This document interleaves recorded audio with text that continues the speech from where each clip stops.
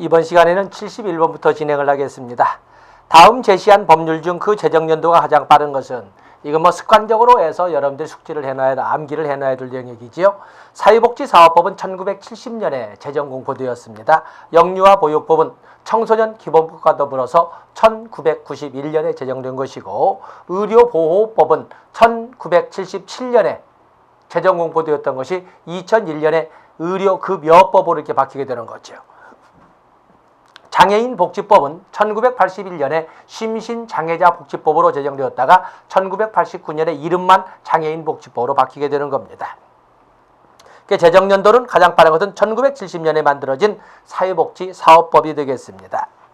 72번에 보시면 에스핀과 안데르센의 탈가족화의 특징으로 맞는 것은 에스핀과 앤더슨이 1990년대 후반에 발표한 탈가족화라고 하는 것은 여성들이 가사와 양육의 부담으로부터 얼마나 자유로운가를 따지는 것을 탈가족화라고 합니다. 국가의 최소 개입을 강조한다. 국가의 최소 개입을 강조한다라고 하는 것은 소극국가, 작은 정부론, 그렇기 때문에 에스핀과 앤더슨의 그 관점으로 본다든지 아니면 복지국가가 모형한다면 자유주의 모형에 해당되는 것이 되겠고, 전통적인 가족의 기능을 강조한다. 오히려 탈가족화라는 것은 전통적인 가족의 기능으로부터 벗어나고자 하는 것을 말합니다. 자유주의 복지체제보다는 사회민주주의 체제에서 보다 활성화되는 것이 탈가족화, 탈상품화가 되겠습니다. 가족에 대한 사회적 책임을 강조한다. 그렇게 함으로써 여성들의 가사와 양육의 부담을 좀 줄여준다라는 것이 탈가족화가 되겠습니다. 답은 4번이 됩니다.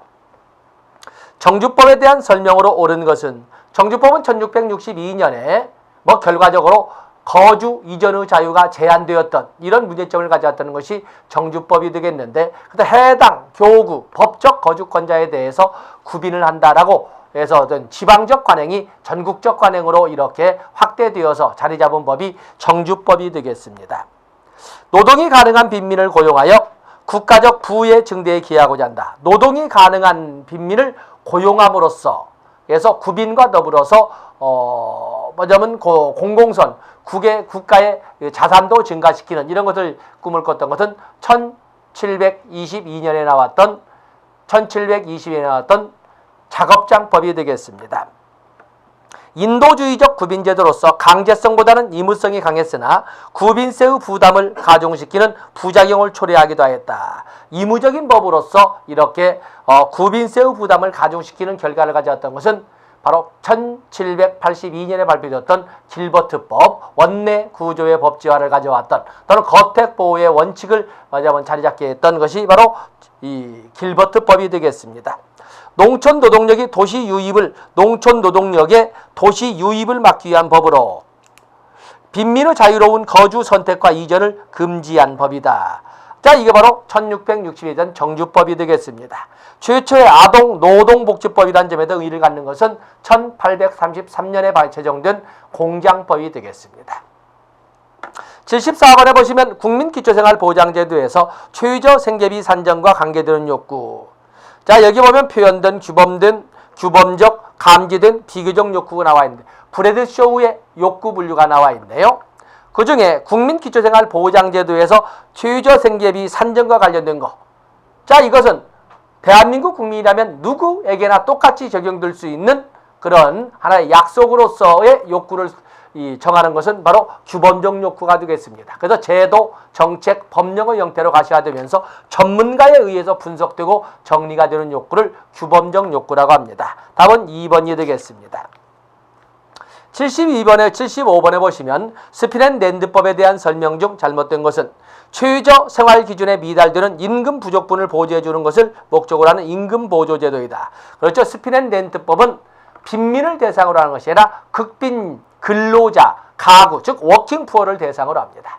그래서 전 가족을 대상으로 해서 가족 최저 생계비에 미달되는 그 부족분을 현재 임금으로부터 가족 전체에 관련된 최저 생계비에 미달되는 부분을 가족 수에 따른 빵값으로 이렇게 보전해 주는 것이기 때문에 일면 버크셔 빵법이라고도 하는 것인데, 그래서 임금 보조제도의 기원이다, 최저 생계비 제도의 기원이다라는 의미를 갖는 것이 바로 스피넨랜드법 1795년이 되겠습니다.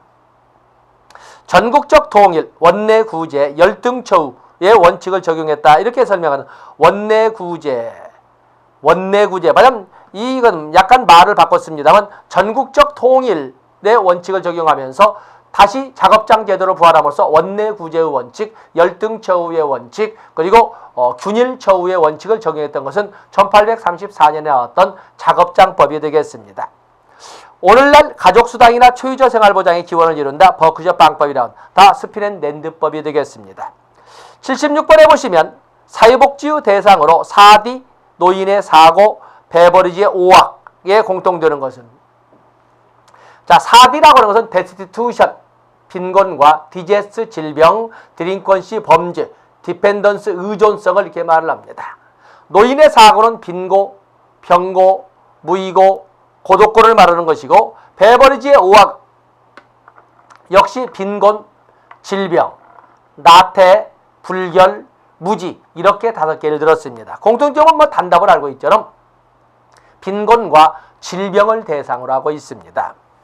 77번에 보시면 1990년대 이후 제정된 법이 아닌 것은, 자, 1990년대 이후에 제정된 법, 71번처럼 이렇게 법률 제정의 연표를 여러분들이 어느 정도는 숙지하고 계셔야 되는데, 1881년에 아동복지법, 노인복지법, 그리고 심신장애자복지법, 나중에 장애인복지법 이름이 바뀌는 심신장애자복지법이 1881년에 만들어집니다. 청소년기본법은 청소년기본법, 영유아 보육법은 1991년에 만들어집니다. 1991년에 청소년기본법, 영유아보육법. 정신보건법은 사회보장기본법, 여성발전기본법과 더불어서 1995년에 만들어집니다. 그래서 사회보장기본법, 여성발전기본법, 그리고 정신보건법 1995년이 되겠습니다. 뭐 2번, 4번은 1991년 맞고, 건강가정기본법이라고는 2004년도에 제정됩니다. 답은 1번이 되겠습니다. 우리나라 사회복지사 윤리강령 전문에 포함된 사회복지 전문직 실천 가치에 해당되지 않는 것은 클라이언트의 주체성과 자기결정권의 보장, 사회복지사의 전문적 지식과 기술의 개발, 전문가로서의 능력과 품위 유지의 노력, 전문가로서의 권위와 지위 양상. 자, 여기가 가장, 여기는 포함이 안 되는 지위 양상에 대해서는 언급을 하지 않습니다. 답은 4번이 되겠습니다. 다음에 베버리지 보고서의 주요 원칙. 자, 베버리지 보고서 본다면은 우리가 사회보장을, 소득보장 중임의 사회보장을 제시했는데, 사회보험과 공공부조로 구성되어 있다. 그러면서 영국을 좀먹는 사유약으로 5가지를 들고 그에 대한 대책으로 베버리지 5악을 제시합니다. 빈곤, 질병, 나태, 불결, 무지를 들되 그를 해결할 수 있는 정부 개입으로서 빈곤을 해결하기 위한 소득정책, 또 그런가 하면은 불결을 해결하기 위한, 뭐냐면 질병을 해결하기 위한 의료정책, 나태를 해결하기 위한 고용정책, 불결을 해결하기 위한 주택정책, 무지를 해결하기 위한 교육정책을 제시했던 것이 베버리지 보고서가 되겠습니다. 그래서 베버리지는 소득보장 중심의 사회보장을 제시하면서 2개의 기본 프로그램과 3개의 성공 전제 조건을 들었습니다. 사회보험, 공공부조를 기본으로 하되, 그리고 3개의 기본 전제 조건으로 아동수당, 안전고용, 포괄적 의료 서비스를 들었습니다. 또 그런가 하면은 운영의 6대 원칙 또는 사회보험의 운영의 원칙으로 6가지 들었는데, 균일 객출의 원칙, 균일 급여의 원칙, 급여의 적절성의 원칙, 위험 대상의 포괄성의 원칙, 또 그러면 적용 대상의 분류의 원칙, 그리고 관리 운영의 통일의 원칙을 들었습니다. 그렇기 때문에 여기에 보면은 대상의 분류 6개의 계층으로 분류를 하죠. 기여의 균일화, 급여의 차등화, 균일 객출, 균일 급여죠. 또 균일 급여. 그렇기 때문에 여기는 급여의 균일성입니다. 답은 3번이 되겠습니다. 다음에 80번에 보시면 부스의 런던 시민 빈곤조사 결과의 영향을 받아 제정된 법은, 부스가 제시한 런던 시민 빈곤조사 결과를 통해서 영향을 받아 제정된 법은 노령연금법이라고 합니다. 노령연금법. 자, 이게 단답을 해주시고 이론 강의에 설명하지 않았기 때문에 여러분들이 첨가를 해놓으시면 됩니다. 81번에 보시면 생활보호법이 제정될 때까지 1961년 생활보호법이 제정될 때까지 우리나라 공공부지의 기본법이었던 것은 일제말 1944년에 만들어진 조선 구호령이 되겠습니다. 단답 좋지요?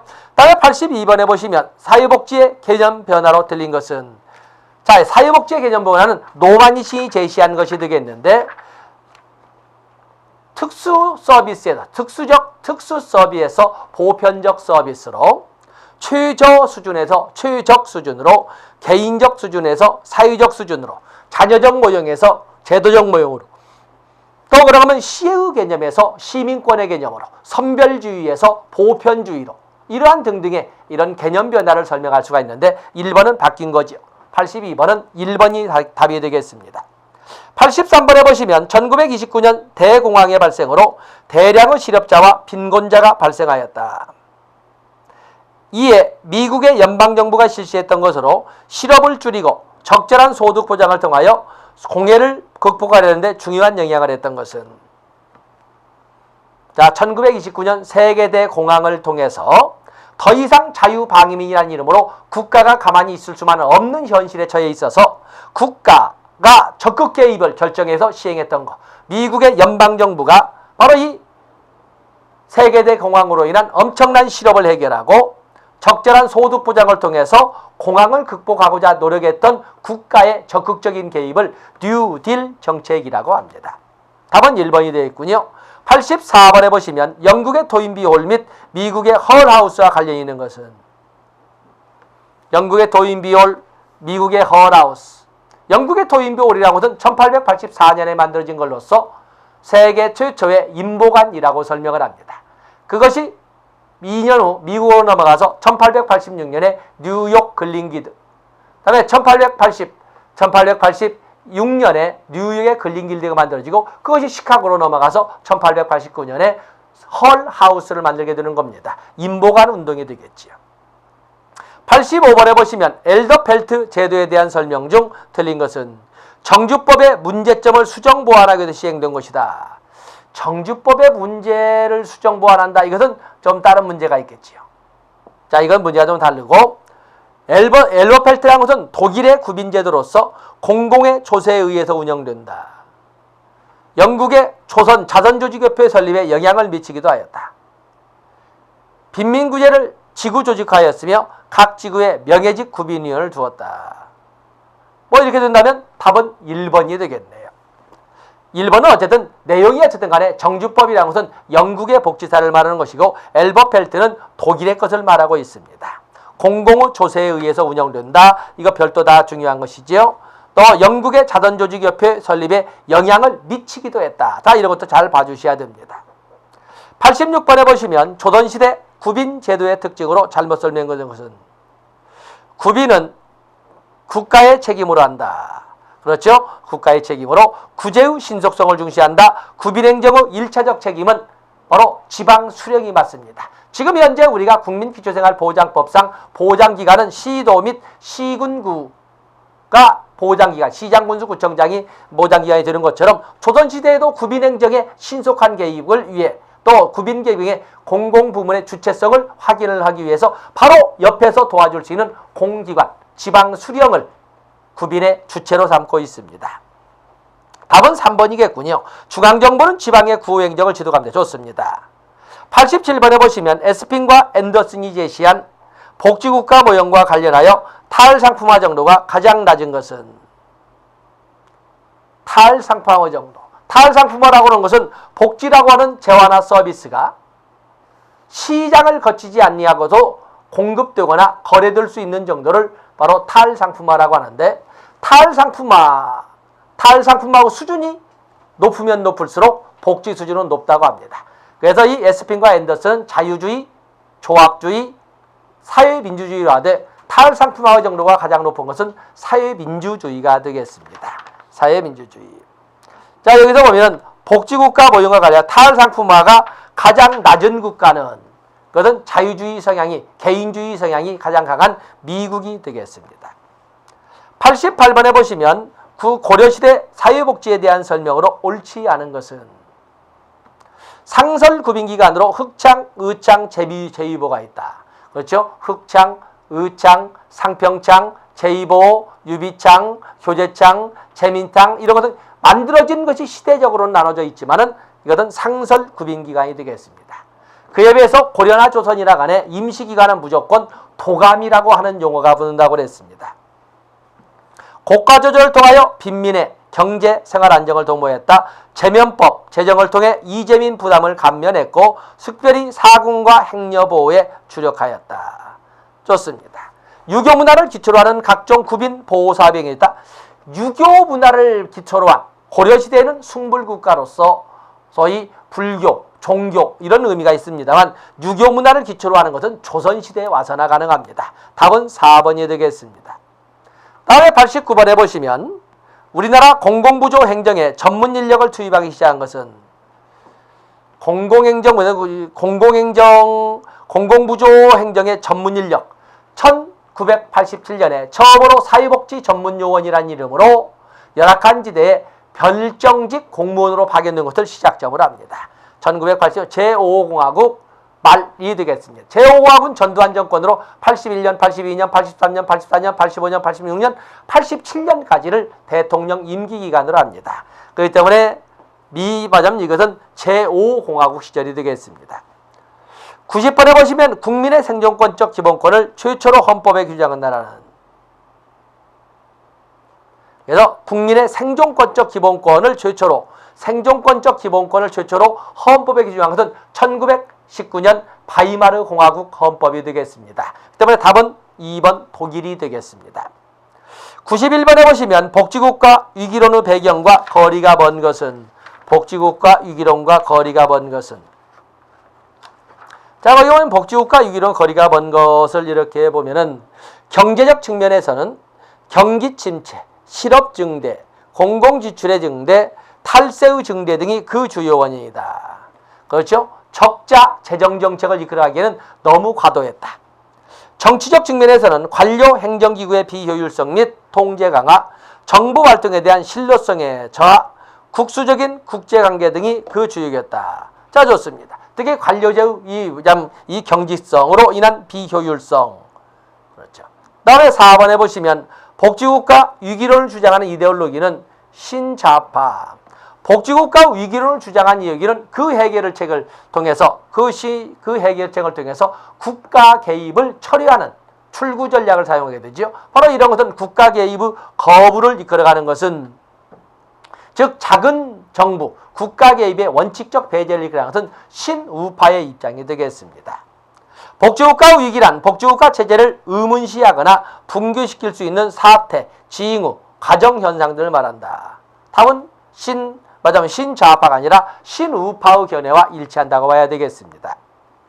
다음에 92번에 보시면 삼국시대 사회복지에 관한 설명 중 틀린 것은 각종의 재해로 농사의 장애를 받고 있는 이재민을 구휼하였다. 이번엔 각종의 재해로 바로 이런 것이 삼국시대에도 이건 당연히 지원 대상이 됩니다. 농업 생산과 무관한 노유 병약하고 무특한 자유도 구호하였다. 삼국시대 구제사업은 읍면, 제면 등 국민 우율이 가난한 사람을 진유한 것을 주축으로 했다. 그게 아니라 삼국시대의 구제사업의 특징은 생산 연령층 중심의 구휼이었어요. 빈곤자를 돕기도 하지만 그 중에서도 생산 연령층을 중심으로 하는 것입니다. 구제사업은 삼국시대에 있어 다 같이 중요한 사유식이 하나이다. 그래서 답은 3번이 되겠습니다. 93번에 보시면 조지와 율딩의 사회복지 인형 모형 중 사회복지 정책에 부정적이면서 사회주의로 재조직을 강조하는 것은 자 사회복지 자체에 대해서 전면 부정을 하는 거 그러면 사회주의로 재조직을 꿈꾸는 것은 마르크스주의가 되겠습니다. 조지와 율딩의 사모형 그러면 조지와 율딩은 신우파, 중도 노선, 사회민주주의 그리고 마르크스주의 때문에 이 복지라고 하는 개념 자체를 자본가의 농락이라 해서 원천적이고 전면적으로 부정 배쳐가는 것은 바로 마르크스주의가 되겠습니다. 94번에 보시면 인보관운동의 사회적 기능과 거리가 먼 것은 기독교 사상에 입각하여 개별 이후 개별 사회 사업을 창출하였다. 인도주의와 박애주의 정신을 바탕으로 생활 개선을 목표로 하였다. 지역 주민에 대한 교육적 사업을 실행하였다. 사회조사를 통해 다수의 통계 자료를 법률 제정에 활용토록 하였다. 다 그럴싸하지만 인보관운동은 자선저주 개표는 개별사회사업의 기원이자 지역사회 조직사업의 기원이라는 의미를 부여받지만 인보관운동은 집단사회사업의 기원이라고 합니다. 여기는 개별사회사업을 창출했다. 이게 틀린 거지요. 답은 1번이 되겠습니다. 다음에 95번에 보시면 함부르크 구빈 제도에 대한 기술 중 틀린 것은 중앙국에서 빈민구호 업무를 관장하게 하였다. BBS의 구빈책을 실제로 시도한 제도이다. 민생위원회 제도를 실시했다. 자, 이건 틀린 거. 답은 3번이겠군요.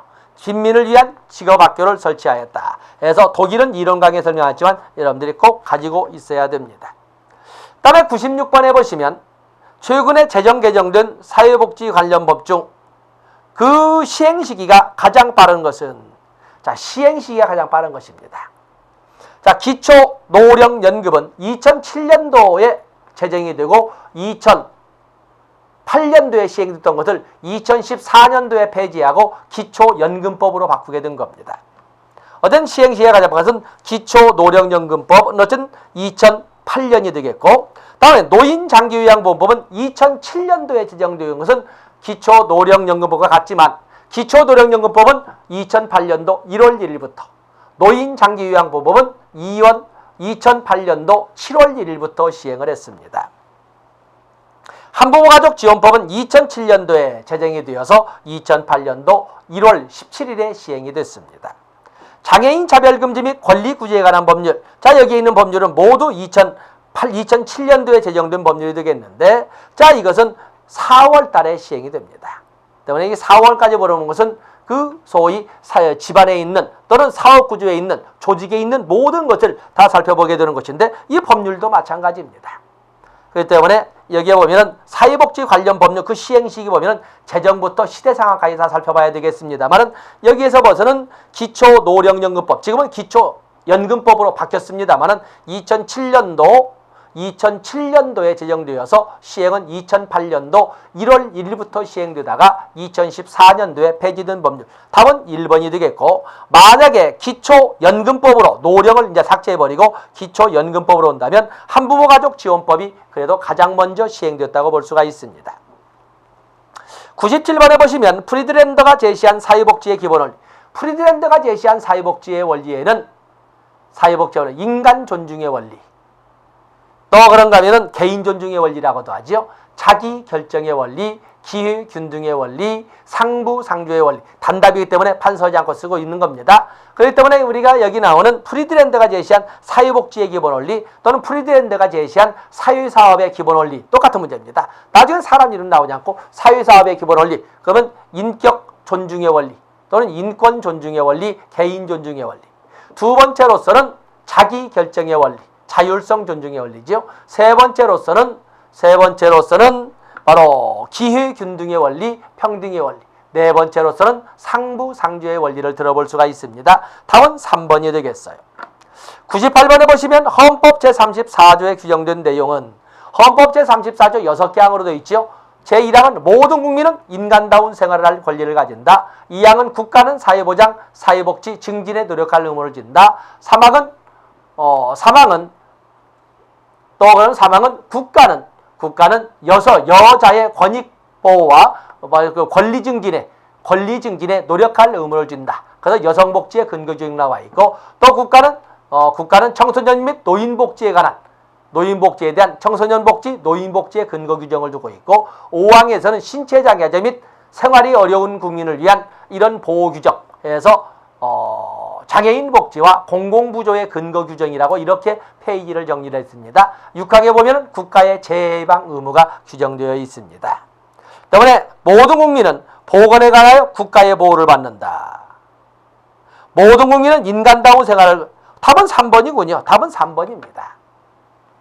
다음에 99번에 보시면 개정 빈민법에 대한 설명 중 잘못된 것은 개정빈민법 또는 신구빈법에서 1834년이 되겠는데 왕립위원회 조사를 토대로 했다. 그렇죠? 1832년 왕립위원회 조사를 토대로 해서 개정구빈법이 만들어집니다.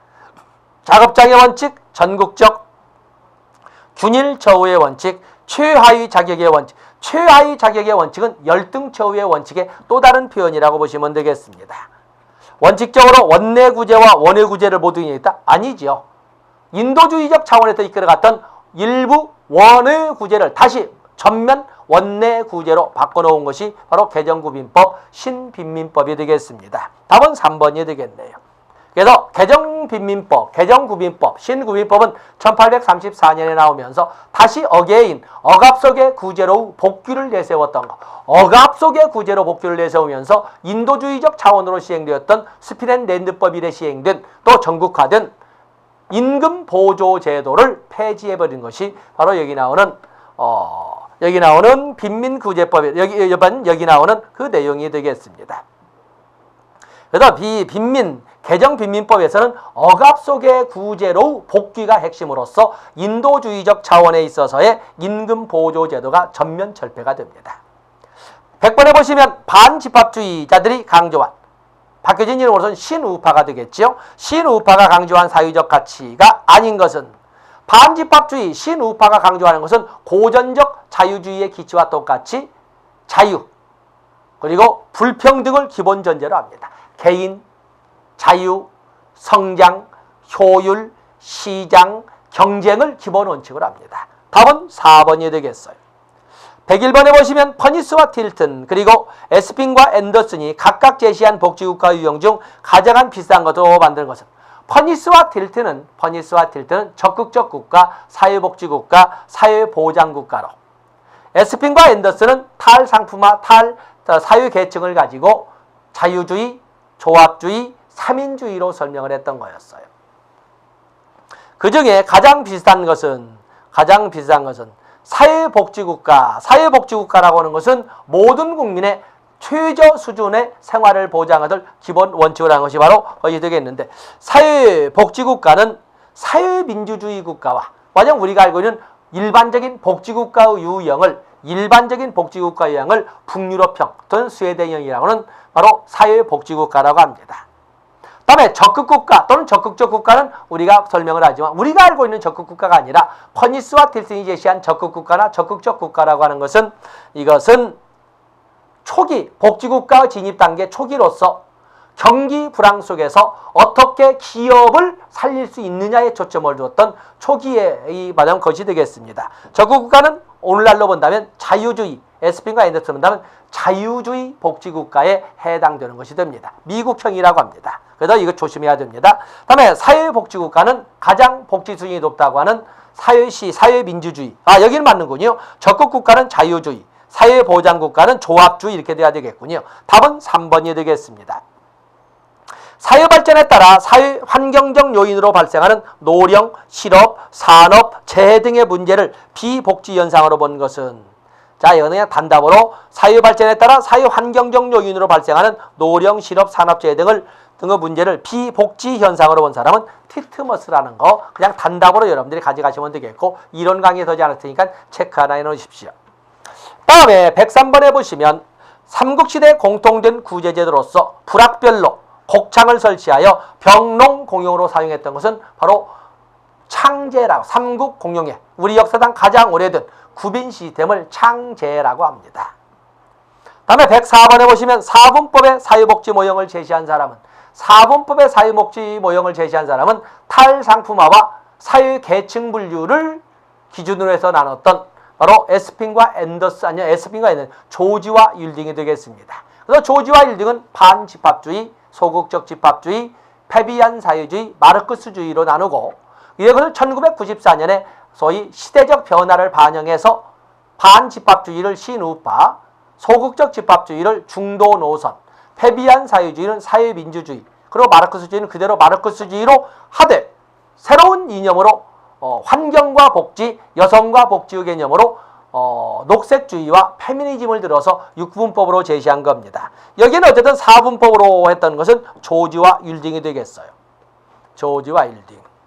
이 미실화와 같은 경우는 사회복지 모형을 제도적 모형, 자녀적 모형, 그리고 규범적 모형으로 나눴던 것이고, 이렌스키가 모형은 제도적 모형과 자녀적 모형, 디트머스는 제도적 모형과 자연적 모형과 산업적 성취수행 모형, 에스핑과 앤더슨은 아시죠? 자유주의, 조합주의, 그리고 사회민주주의.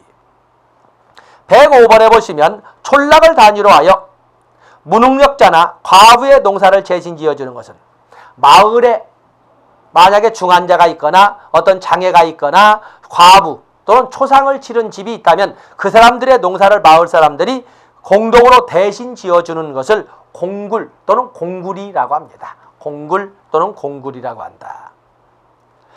2번에 있는 고지라고 하는 것은 농번기에 생계가 어려워진 빈민이 일손이 부족한 부자에게 부자의 농사를 대신 지어주기로 약속하고 품삯을 미리 선불로 받아서 생계에 쓰는 것을 고지라고 합니다. 답은 3번이 되겠습니다. 106번에 보시면 영국의 주요 빈민법을 순서대로 바르게 연결하는 것은 이건 기본적으로 알고 있어야 되겠지요. 법제사는 1601년 엘리자베스 구빈법, 1662년 정주법, 1722년 길버트법, 1722년 작업장법, 1782년 길버트법, 그리고 1795년 스피넴 랜드법, 1833년 공장법, 1834년 개정구빈법 또는 신빈민법. 자, 이런 정도의 법제사는 여러분들이 가지고 있어야 될 겁니다. 자, 여러분이 아시는 걸로 보고 넘어갈 겁니다. 다음에 107번에 보시면 고려시대 유화를 보호 양육했던 최초의 간설령. 이거 단답이죠. 해아도감. 좋습니다.